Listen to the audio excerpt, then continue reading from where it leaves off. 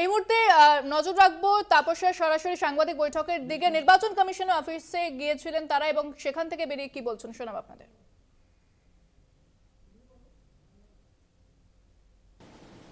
নির্বাচনের দিন হোক বা প্রচারে হোক তাকে গো ব্যাক করাবে। তারপরে মানিকতলায় আমরা ওয়ার্ড ধরে ধরে এবং বুথ ধরে ধরে আমরা দেখিয়ে দিয়ে গেলাম সে সমস্ত জায়গায় পোলিং পার্টি তাদের পারফরমেন্স সমস্ত জায়গাতে যেখানে আমাদের পোলিং এজেন্টরা বসেছিল তাদের ভীত সন্ত্রস্ত করা, তুলে দেওয়া এবং তৃণমূলের দুষ্কৃতীরা যারা সেই অঞ্চলের নয়, এরপরে সব আপনাদের সামনে অর্জুন, তমাঞ্জন গুহ এবং তমগ্ন তারাও বলবেন, তারা অন্য ওয়ার্ড, অন্য কনস্টিটুয়েন্সি, অন্য জায়গা সমস্ত পদাধিকারী এবং দুষ্কৃতী তারা ভোট করছে। এত জনপ্রিয় সরকার, জনপ্রিয় নেত্রী, এত সুসংগঠিত সংগঠন, এত উন্নয়ন, এত কাজ করেছে, এই 4টে উপনির্বাচনে তারা কেন ভীত সন্ত্রস্ত? আসলে ওরা ভীত সন্ত্রস্ত করছে যেটা আমরা বলছি ওরা নিজেরাই মোরালি, এটা কাওয়ার্ডনেস থেকেই হয় এবং ওরাই ভীত সন্ত্রস্ত। এটা খুব দুর্ভাগ্যজনক বিষয়। আমরা জানিয়ে গেলাম এবং বললাম কিছু কিছু জায়গায় আমরা দেখতে পাচ্ছি যে তাদের লোকেরা ঢুকে গিয়ে ওয়েব ক্যামেরা রয়েছে, তাতে দেখাও যাচ্ছে, সেগুলো সমস্ত দেখাবে একটু পরে আপনাদেরকে, দেখা যাচ্ছে সেই ওয়েব ক্যামেরা থেকে যে ঘুরে ঘুরে ভোট দেওয়া হচ্ছে। এটা খুবই দুর্ভাগ্যজনক এই পরিস্থিতি পশ্চিম বাংলায়। এবং পশ্চিম বাংলায় এটা জুলাই মাস, সামনে 21শে July no I card no ভোটের স্লোগান দিয়েছিল সেই 13টি মৃত যুবক যারা হারিয়ে গেছে, প্রাণ দিয়েছিল গণতন্ত্রের স্বার্থে, ভোটের স্বার্থে, সাধারণ মানুষ ভোট দিতে পারবে নো আই কার্ড নো ভোটের স্বার্থে। আজকে তাদের অতৃপ্ত আত্মাও নিশ্চয়ই আর্তনাদ করছে এই সমস্ত দেখে শুনে।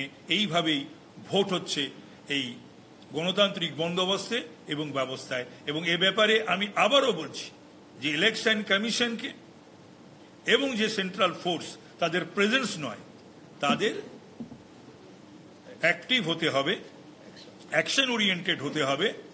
এবং ইলেকশন কমিশনকে যদি সত্যি ডেমোক্রেসিকে বাঁচাতে হয়, ডেমোক্রেসিকে রক্ষা করতে হয়, মানুষ যদি ভোট দিতে পারে বা মানুষ ভোট দিতে পারে এমন বন্দোবস্ত এবং ব্যবস্থা নিশ্চিত করতে হবে।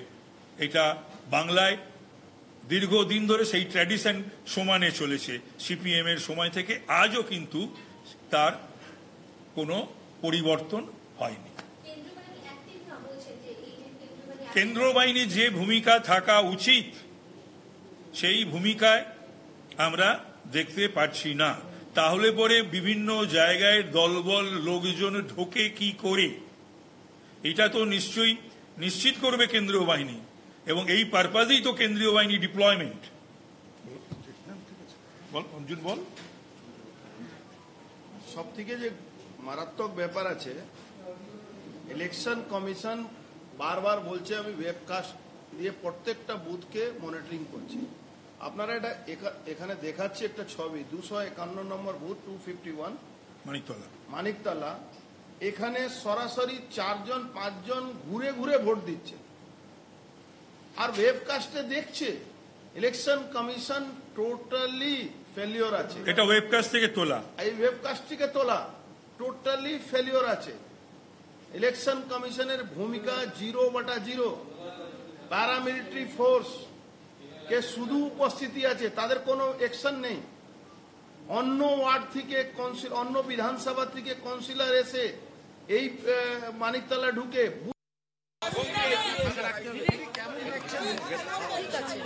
কোনো অসুবিধা নেই, স্মুথ পোলিং হচ্ছে, সব কিছু ঠিক আছে। নির্বাচন কমিশনের ভূমিকা কেমন দেখছেন? খারাপ নয়, ঠিকঠাক। দিদি, আপনি নিজেকে ভোট দিলেন, এই অনুভূতিটা বলবেন একটু? দারুণ। জীবনে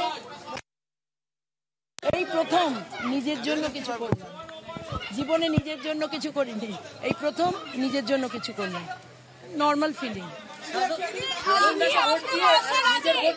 আপনি আসার আগে এই জায়গায় একজন ভুয়ো ভোটারকে আটকেছে, কেন্দ্রীয় পালিয়েছে এবং সেটা ক্যামেরায় ধরা পড়েছে। ভুয়ো ভোটারের একটা অভিযোগ, কেন্দ্রীয় সামরিক বাহিনী আটকালো। এখন ভুয়ো ভোটার কাদের থেকে এলো সেটা দেখতে হবে, কার থেকে এলো সেটা ভুয়ো ভোটার ভালো করে না দেখে তো বলতে পারবো না। দু একটা বিক্ষিপ্ত ঘটনা ঘটবে না, নির্বাচন হবে, হয় না, ওই দু একটা। হ্যাঁ দেখুন, এগুলো কখনো কাম্য নয়, তবে কি হয়েছে না হচ্ছে ডিটেলে জানবো। এখন তো ভোট দিয়ে এলাম, এখন তো বুঝতে পারিনি আমি কি হলো না, দেখতে হবে। আমাদের এখানে ভুয়ো ভোটারের দরকার পড়ে না, আমাদের এত কাজ রয়েছে।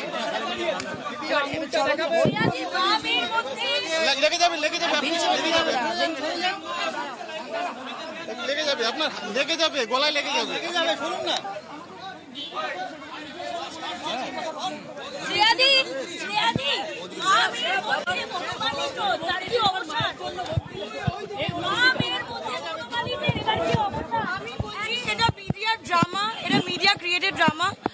আমি বরাবরই এই ভবতারণ স্কুলে আসছি, আগে বাবার সঙ্গে আসতাম, কিন্তু আমরা ভোট দিতে আমি বাবা মা সবসময় আগে ঠিক এই 12টার টাইমেই আমরা আসতাম এবং ভোট দিতাম।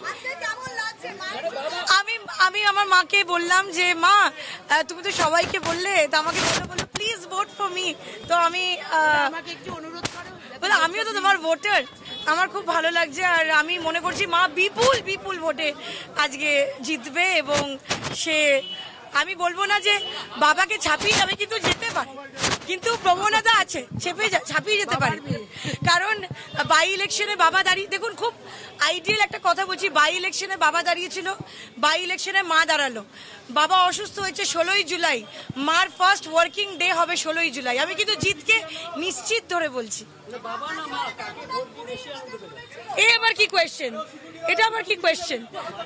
এটা আবার কি কোয়েশ্চেন? আমি লাকি যে আমি বাবাকে এবং মাকে আমি ভোট দিতে পারছি। আমি মনে করি আমার এটা সৌভাগ্য।